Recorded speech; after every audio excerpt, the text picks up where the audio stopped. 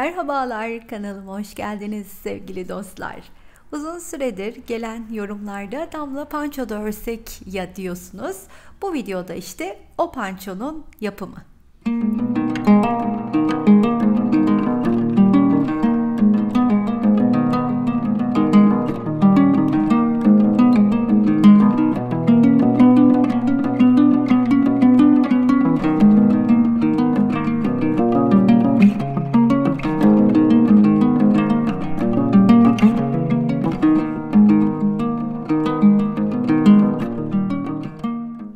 Panço için Nako Vice'i seçtim. Elimde Nako Vice vardı. Hem onu değerlendirmiş olayım hem de 4 mevsim koton iplere göre daha sıcak tutacaktır diye düşündüm. Biraz Nako Vice'den söz etmem gerekirse size %100 akrilik bir ip.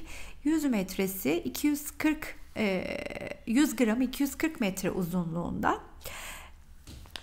Ve renk kodunu söylemem gerekirse hala üretimde mi var mı bilmiyorum ama renk numarası 866 22. 2,5 milim tığ öneriyor üstünde. Lakin ben dökümlü bir şal istediğimden 4,5 milim tığ kullanacağım. Videoya kısa bir ara. Sizlere katıl butonundan söz etmek istiyorum. Katıl aileme destek olmak için butonu tıklayıp kendinize göre olan seçeneği tercih edebilir, bana destek olabilirsiniz. Tüm destekçilerime canı gönülden teşekkür ediyorum. İlmeği çıkartıp zinciri çekmeye başlamadan önce abone olmayı unutmayın diyorum. Benim için aboneliğiniz gerçekten çok kıymetli. Artık kocaman bir aile olduk. 100.000'i aşan. Şimdi burada ilmeğimi çıkarttıktan sonra 100 tane zincir çekeceğim.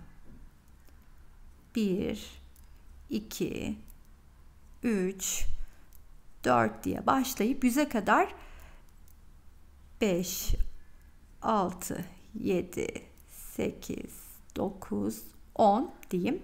Şöyle bir şey söyleyeceğim. Bluzdan, yakadan başlamalı bluz örmüştük biliyorsunuz. Orada bana şöyle yazan çok oldu. Damla hani zinciri çektikten sonra trabzanlar dönüyor, zincir dönüyor, bir türlü oturtamadık, o kısmında zorlandık diyenlere.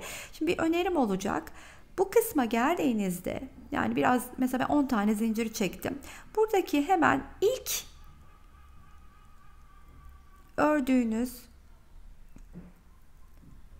zincirin içine batıp arkaya doğru alın. O orada beklesin. Siz burada zincirinizi çekmeye devam edin. 10'du ya burası. 11, 12, 13, 14, 15 diye bu burada dururken çekmeye devam edebilirsiniz. 100. zinciri çektikten sonra burada hemen bu ilmeğimi burada ilk ördüğüm zincirin içinden geçiriyorum ve bu içinde bulunduğum zincirin hemen içinde çalışmaya başlıyorum. Bir zincir çekip yükseldim. Etrafında döndürdüm. Arkasından ilmeğimi geçirdim. Bir trabzan ördüm. Şimdi aynı bulunduğum boşluğun içine bir trabzan daha örüyorum. Ve sonrasında bu iki taneyi ördükten sonra 24 tane zincirimin içine sırasıyla birer tane ikili trabzanımı öreceğim. 24 zincire. Bu şekilde içine batıyorum ve ikili trabzanlarımı örüyorum.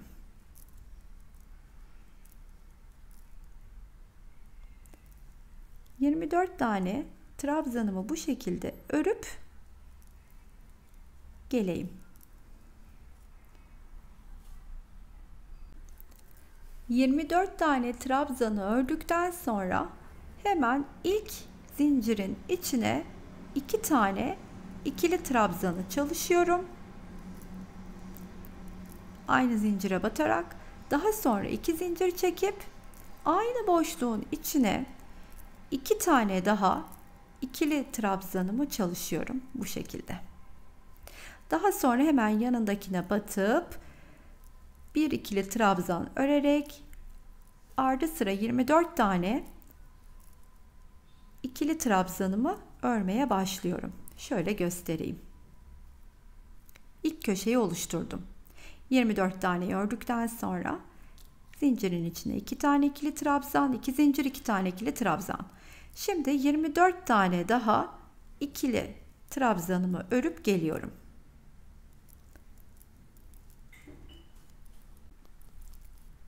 İkinci 24 taneli kısmı da ördükten sonra yine hemen yanındaki zincire batıp 2 tane ikili trabzanımı örüyorum.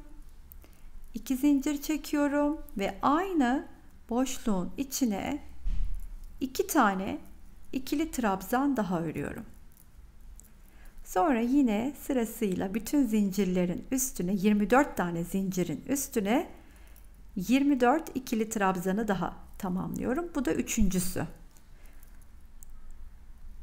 Üçüncü kenarımız olmuş oluyor yani.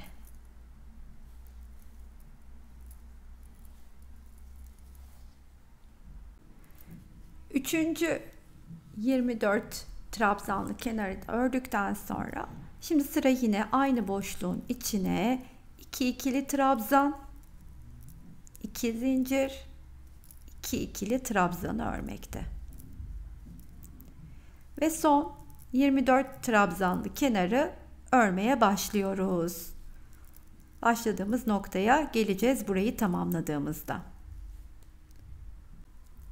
Son 24 taneyi de ördüm. Şimdi başladığım noktaya gelip bir üst sıraya çıkacağız ama buradayken benim ölçüm şu iç boşluğun ölçüsünü vermek istiyorum size.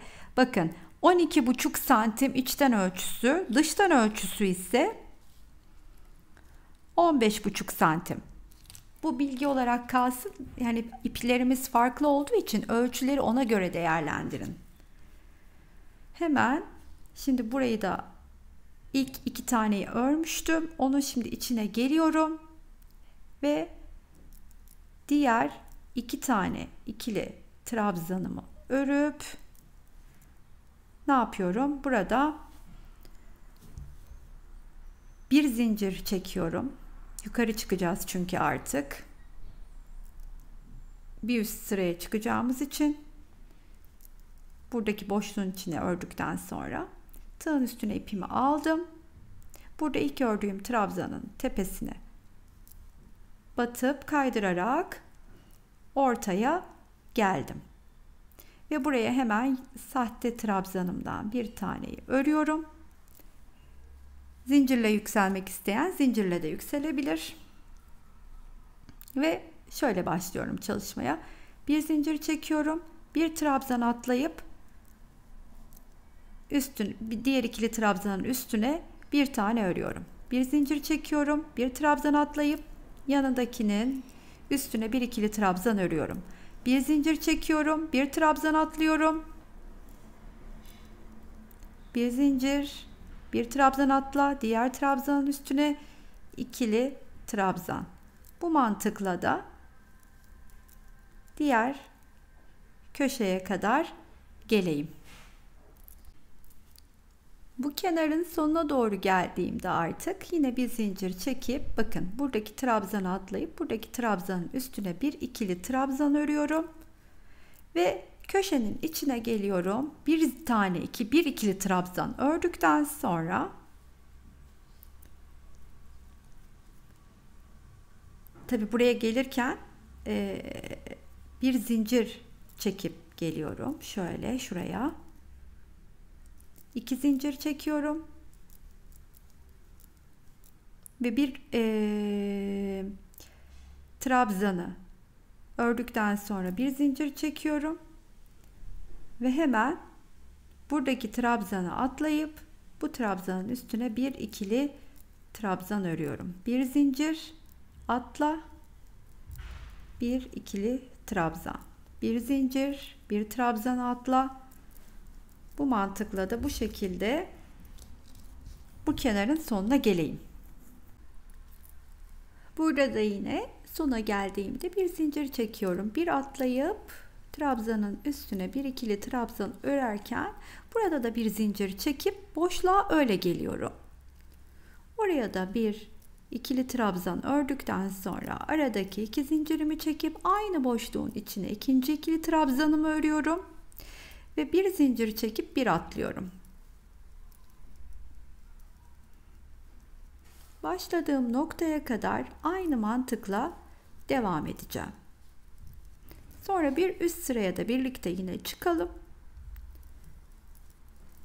Mantığını birlikte oturtmuş olacağız.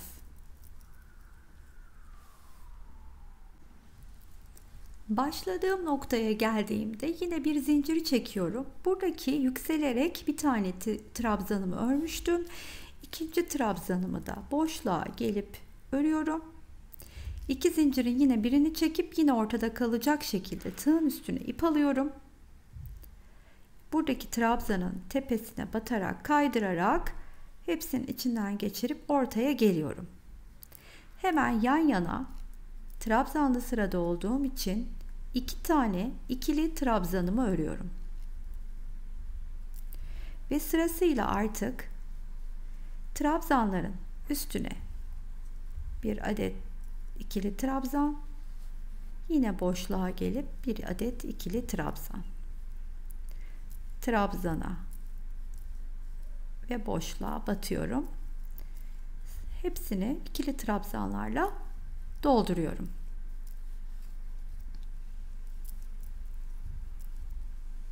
Diğer köşenin içine kadar bu şekilde devam ediyorum.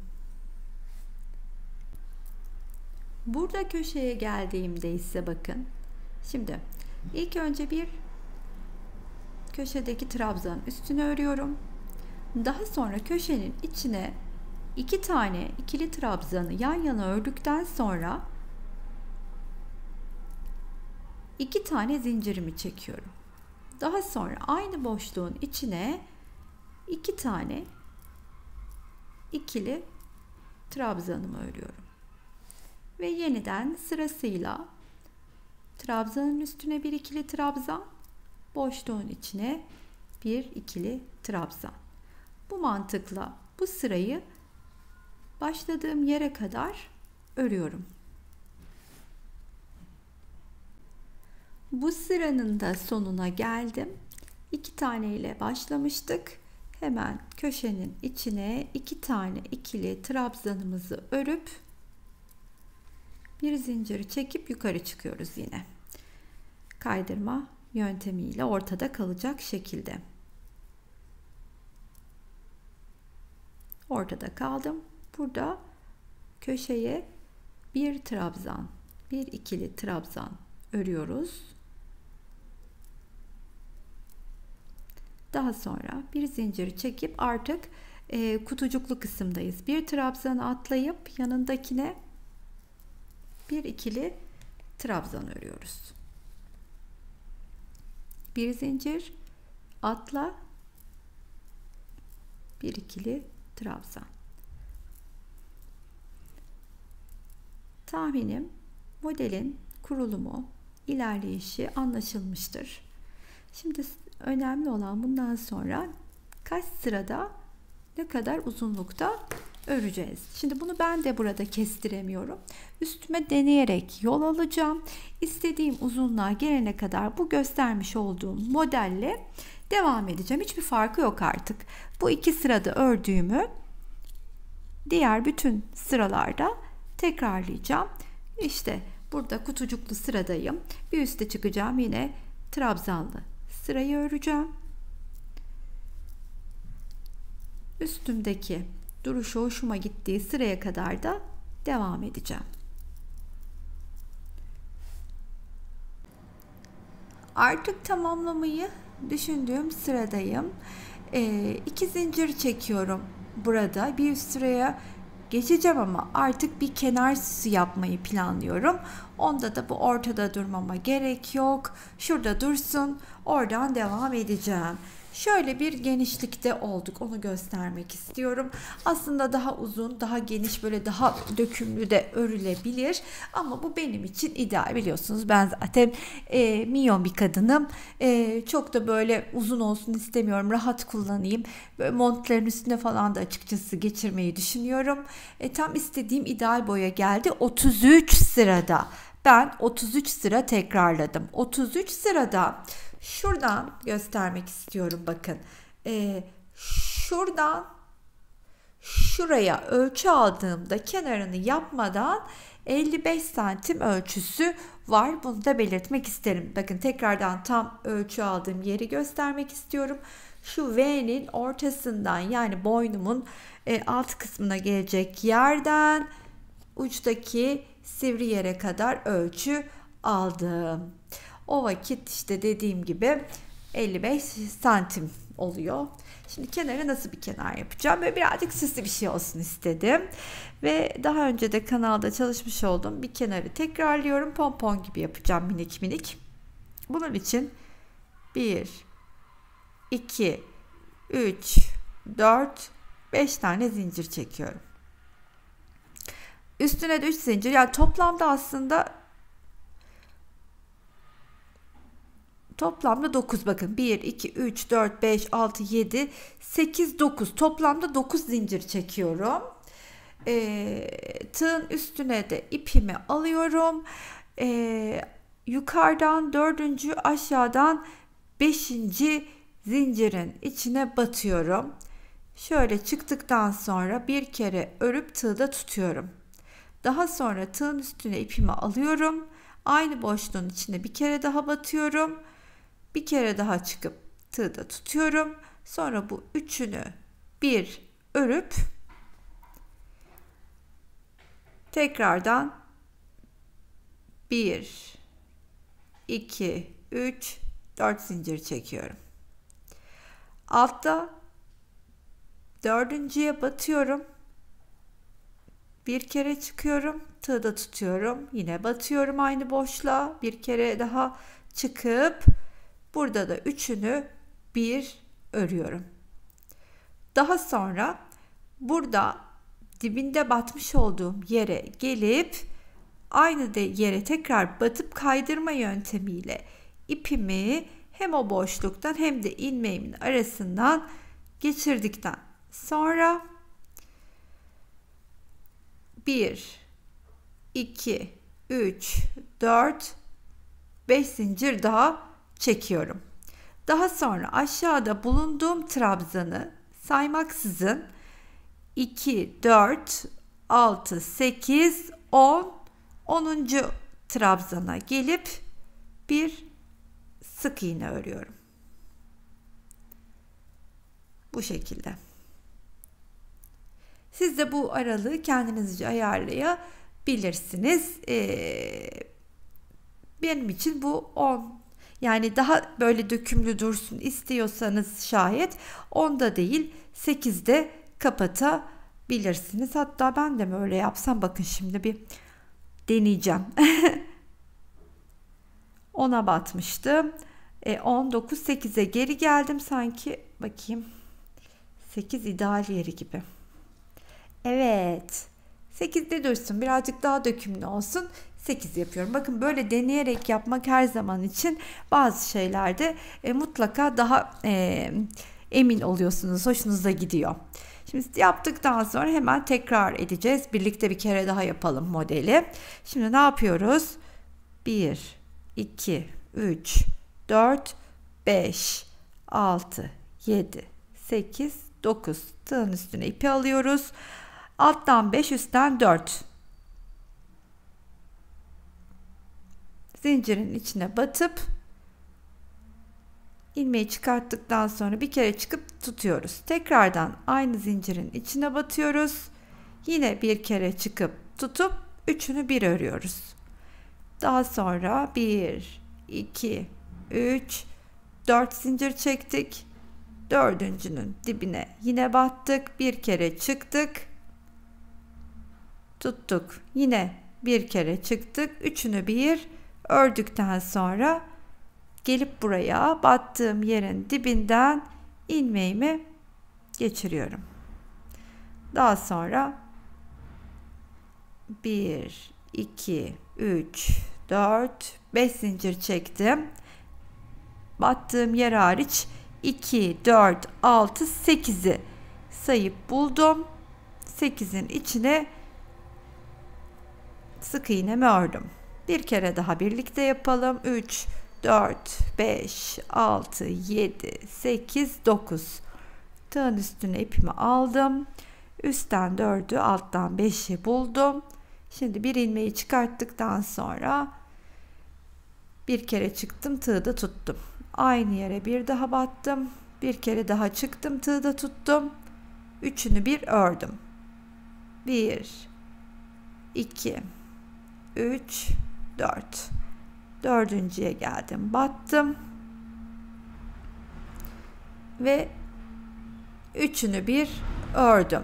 Daha sonra dibine batıp geliyorum. Kaydırmayla çıktıktan sonra 5 zincirimi çekip bulunduğum yeri saymaksızın 2, 4, 6, 8'e gelip sık iğnemi örüyorum. İşte bu mantıkla bütün pançomun etrafını dolaşıp süsleyeceğim. Başladığım yere kadar yaklaştım. Artık dedim ki sonu da beraber örelim. Sonuncu pomponumu yapıyorum.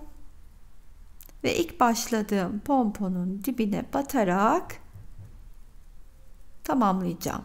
Böylelikle pançomu da bitirmiş olacağım. Sıcacık da bir panço olacak üstümde örerken verdiği histen ne kadar sıcak tutacağını çok iyi anladım.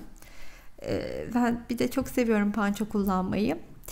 Siz de seviyorsanız mutlaka denemelisiniz. Hem örmesi çok keyifli hem kolay, bir de böyle renk geçişli iplerle örerseniz daha da keyifli. Normal iplerle de örecekseniz kendi renk geçişlerinizi kendiniz ayarlarsınız. Burada ilk başladığımın dibine geliyorum. Hemen batıp kaydırma yöntemiyle sıkıştırdıktan sonra ipimi keseceğim. Ve böylelikle pançomuzu tamamlamış olduk. Umarım sizin için de anlaşılır ve kolay bir video olmuştur. Beğenmişsinizdir.